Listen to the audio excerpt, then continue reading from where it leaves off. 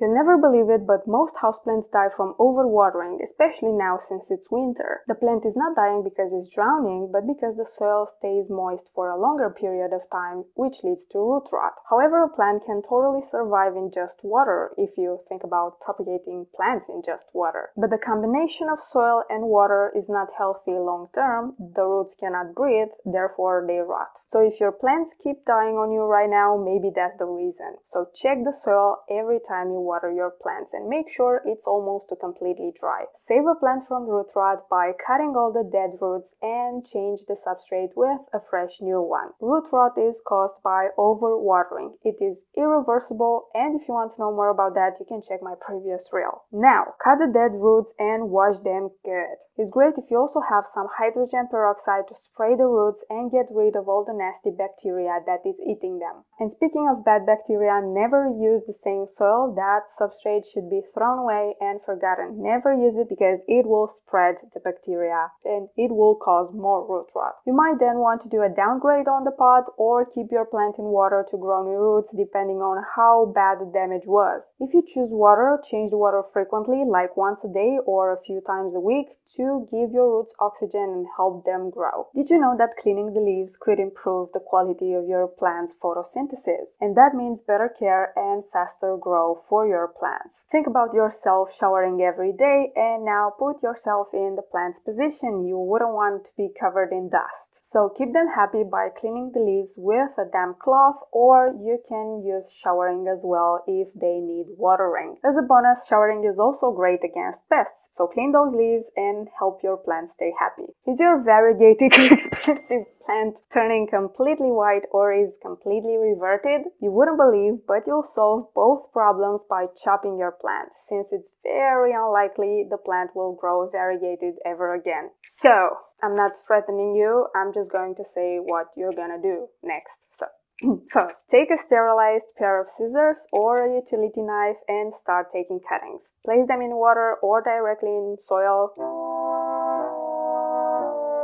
Wait, did you know that healthy Sansevieria roots smell like carrots? Next time you repot your plant, try smelling it and see for yourself. And not only snake plants, there are a lot of different plants that smell similar to carrots, but be careful because that doesn't mean they are also safe to eat. Stick with carrots and just ignore my t-shirt. Wondering why your propagation failed, like a pricey Monstera elbow wet stick or literally any other cutting? Well, the answer could be a spent node. And this is also one of the reasons it's better to have multiple nodes when you take cuttings or when you buy cuttings. Now, a spent node is one that doesn't grow anything, only roots. No new growth, zero new leaves. And if this happens, it is not your fault. You didn't do anything wrong. How to figure out if you have a viable node that will grow into a new plant? Well, for that you have to come back tomorrow. Why is no one talking about this? You've been hearing that you need a viable node for propagating plants. But what exactly is a viable node? Do you cut your plant and pray to gods to grow new plants? No, you look for an axillary bud. And this is how you don't get scammed with expensive wet sticks online. This is a healthy axillary bud, and on a lot of plants this bud is quite visible. However, some of them are hidden, and if you can't find one, it's better to take bigger cuttings just to make sure your propagation succeeds. For example, on some pothos and philodendrons, you can see that axillary bud very well. But on most of them you do. And if that bud doesn't look good, you have a spent node right there that will not grow anything. Just check my previous reel and you'll know all about it.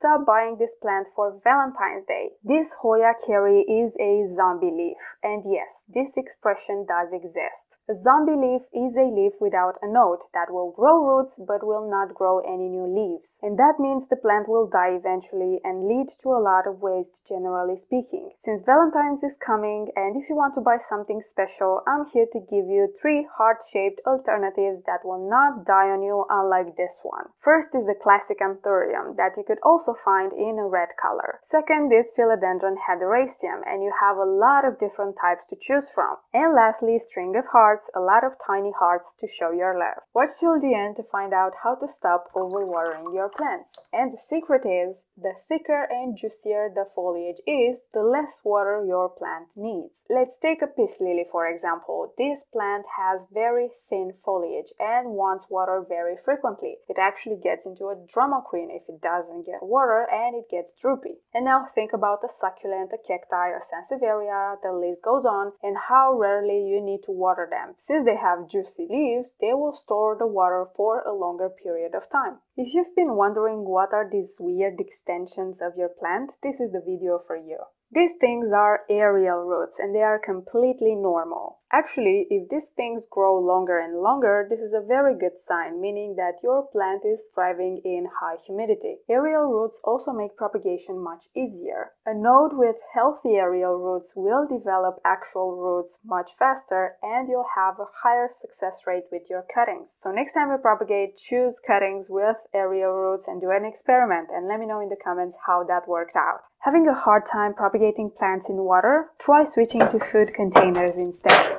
Some plants are a bit finicky and they can be propagating faster using this. For example, this Scindapsus moonlight was giving me headaches in water until I switched the method to food containers. And I finally got to see some root growth. This is the perfect example because this type of plant grows a bit slower. So if you are not getting any results in water, try with this. So next time you eat your lasagna or profiterole, keep the container and reuse it for plants. Don't swipe away to learn about wet sticks and how to turn this future wet stick into a new plant. Take your container, add the sphagnum moss, and then place your wet sticks with the axillary bud upwards. Spray them with some water, close the lid, and this will create a high humidity that will promote the new growth on your roots. Now all you have to do is open the lid from time to time to ventilate inside and spray again with water when it's necessary. You need to stop fertilizing your plants right away. When you buy plants from nurseries or plant shops, don't feed them. Sometimes people think that if the plant is not in top shape, it needs fertilizer, but that should be the last thing in your mind. The plant you bought is already fertilized or has some kind of slow-release fertilizer like these small balls that you find sometimes in the soil. You can find these little balls in different colors. Those are not insect eggs, because sometimes I see people confused and they throw the soil away or they try to pick up the eggs, but those are not eggs. Fertilizer, it's safe, it's great. Here's a trick to help you propagate Sansevierias better in water. Instead of cutting the leaves straight, try cutting a reversed V-shape like this. You can let the leaves callus for a couple of days to prevent rotting and then place them in water. The reversed V-shape will give your roots more room to grow and also help them develop more uniform, since they won't have to fight the bottom of the jar and grow crooked. If you've been wondering whether you can propagate plants during winter or not, well, the answer is yes, you can do it whenever you want. Is it ideal to propagate during winter though? Well, it depends on the plant. Some plants go dormant, they take a break or grow way slower during winter. That's why you won't always have success while propagating. However, if you give them enough light, change the water frequently, keep the humidity in check, and keep a stable temperature, technically you can propagate plants anytime. Watch till the end if you like plants and Asian food, because I'm gonna give you 3 new ways to use your chopsticks besides eating. Number 1. Checking if your plant needs water. For that you need a simple chopstick, not a varnished one. Push it in the substrate until it reaches the bottom of the pot and then take it out. If the stick is clean, you need to water the plant, but if it's dirty, you need to wait a bit more. Number 2. Aerating the substrate. If the soil of your plant got too dense or compact, gently use a chopstick to help aerate the substrate and let those roots breathe until you can do a repot. And finally, number 3, supporting smaller plants. You can use them as mini poles to help support your plant, and they work great.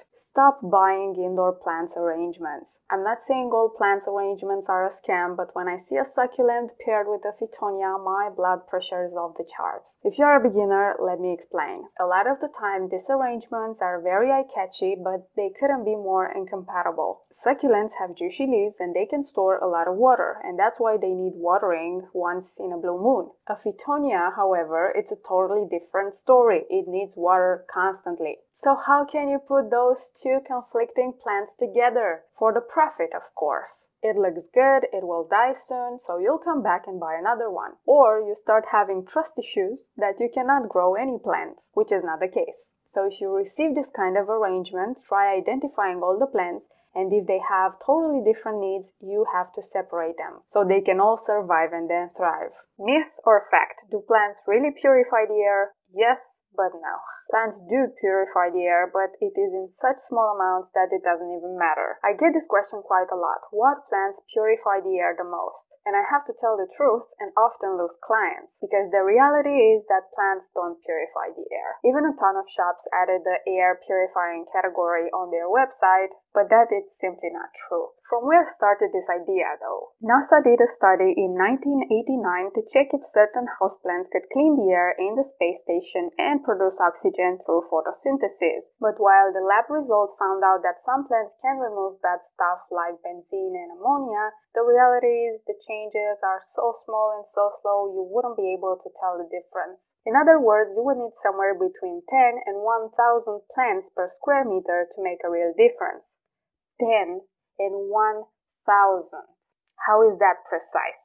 New studies debunk this myth once and for all. If the other day we debunked the air purifying plants myth, today we're discussing another misconception. Top 3 plants that thrive in low light. I'm kidding though, there are no such plants. And if you search for them, you'll often find the same content on home decor websites that don't have the slightest idea about plants. No plant will thrive in low light, and low light means slow death for most plants. Low light is for artificial plants, not for the real ones. However, it is true that some plants have a higher tolerance regarding light, but it's completely different from saying they are thriving in low light. I have a problem with this term, with thriving in low light. From my experience, ZZ plants, snake plants, and peace lilies were the most tolerant in modest light, but neither of them were really happy. Happy Love Your Pet Day, and that's why today we're sharing 3 easy care and pet-friendly plants for beginners. First one is the spider plant. I love this common houseplant because it grows pretty quickly with the right amount of light, and I never had any problems with pests on it. It's also a great plant to start experimenting and learn about propagation. Second is Areca palm. What's great about this plant is that you can find it in different sizes. You could buy a mini plant or go for the mature specimens that could grow even taller than you.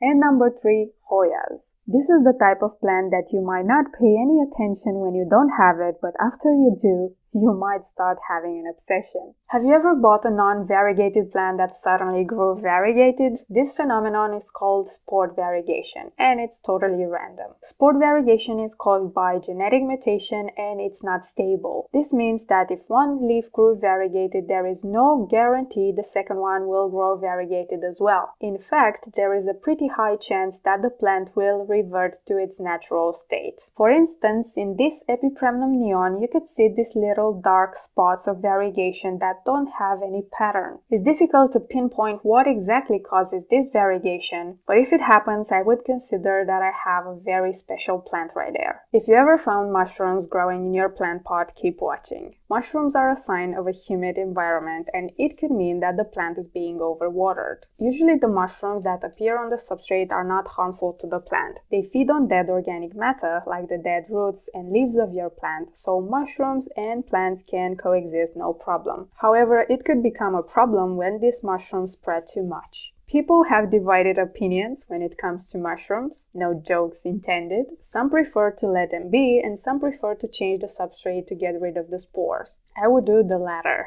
I would choose to get rid of them as well, especially if you have curious pets that could eat them. Not all the mushrooms are safe, and it's better not to risk it. This video is all about mold on plant soil and how to get rid of it. Since the other day we talked about mushrooms, today we're discussing mold, which is nastier. Mold is also a sign of a humid medium, and from my experience, I've seen this happening way often on low-quality soil. A compact soil with poor drainage will be more likely to grow mold. How to get rid of the mold? Well, the best solution is to change the substrate and get rid of the contaminated one. You could use other methods like fungicide to spray the soil. Some people just remove the mold from the surface, but this is not the solution to get rid of it completely. A contaminated soil will stink of mold. The smell is similar with the one from cigarettes, and that's how you can tell you didn't get rid of the mold completely. Hear me out and start rotating your plants every time you water them. If you want uniform, good-looking plants, let the light reach all the surface of your plant.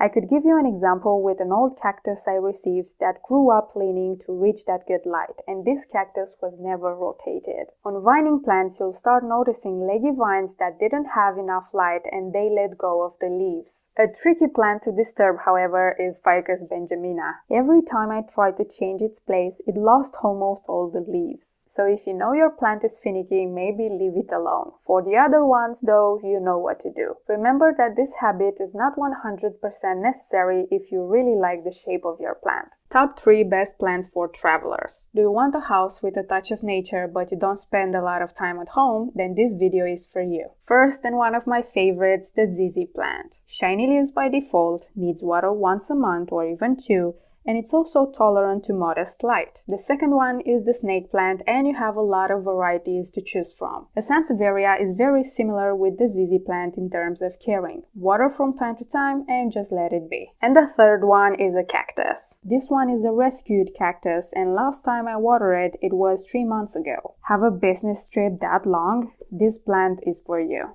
Top 3 low-cost ingredients for the best Aroid soil mix. This video is for beginners, so if you're experienced with plants, you already know this. The number 1 ingredient is the regular potting soil that you could find almost anywhere, even in supermarkets. This is the organic piece of the mix, which should be rich in nutrients and minerals that will benefit the plant. The second ingredient is perlite, which is basically volcanic glass that helps with drainage and aeration. It's also super lightweight and easy to find. The third ingredient is orchid barks that help again with aeration and drainage. These are super important to avoid root rot. Now, just to clarify, I'm not saying this is the best Aroid mix ever, not even close. It's pretty simple and it's lacking, but it's a great place to start. Plastic versus terracotta pots in a nutshell. Which option is better for you? Plastic is a cheaper option for plants. It helps the soil retain more moisture, and it's a safer option for water-loving plants like peace lilies, ferns, spider plants, etc. Terracotta is porous and it helps water evaporate faster, and it's a better fit for plants that don't need watering often like Sansevierias, cacti, succulents, etc. So the main differences between these two is all about watering and preferences. Top 3 plants that look expensive and rare but actually are pretty budget friendly and reliable. The first one is Epipremnum and Joy.